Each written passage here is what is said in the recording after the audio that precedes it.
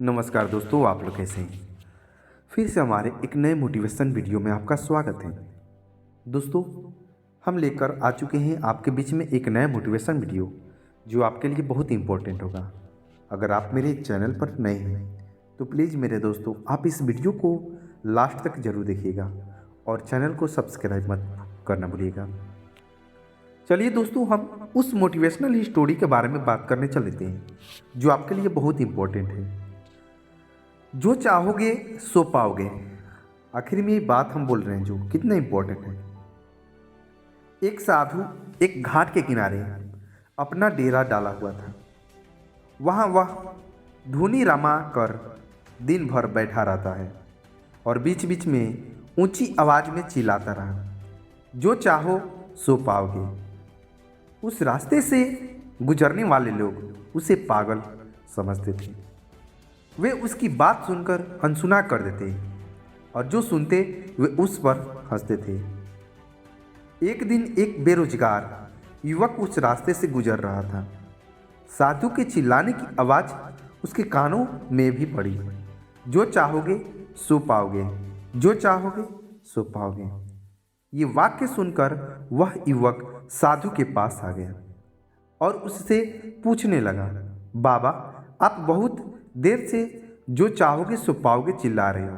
क्या आप सच में मुझे वो दे सकते हो जो मैं पाना चाहता हूँ? साधु बोला, हाँ बेटा, लेकिन तुम पहले ये बताओ कि तुम पाना क्या चाहते हो।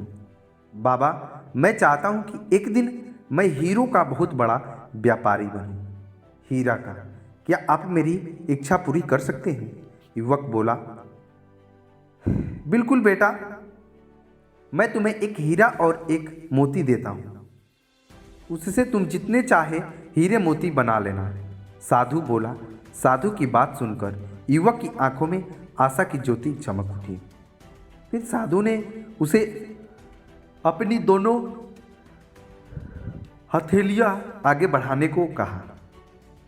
युवक ने अपनी हथेलियां साधु के सामने कर दी। युवक ने पहले उसकी एक हथेली पर अपना हाथ रखा और बोला, बेटा, ये दुनिया का सबसे अनमोल हीरा है। इसे समय कहते हैं। इसे जो जोर से अपनी मुट्ठी में जकड़ लो, इसके द्वारा तुम जितने चाहे उतने हीरे बना सकते हो। इसे कभी हाथ से निकलने मत देना। फिर साधु ने अपना दूसरा हाथ युवक की दूसरी हथेली पर रखकर कहा, बेटा, ये दुनिया का सबसे कीमती मोती है। इसे धैर्य कहते हैं। जब किसी कार्य में समय लगने के बाद भी वांछित परिणाम प्राप्त न हो तो इसे धैर्य नामक मोती को धारण कर लेना। यदि यह मोती तुम्हारे पास है तो तुम दुनिया में जो चाहो वो हासिल कर सकते हो।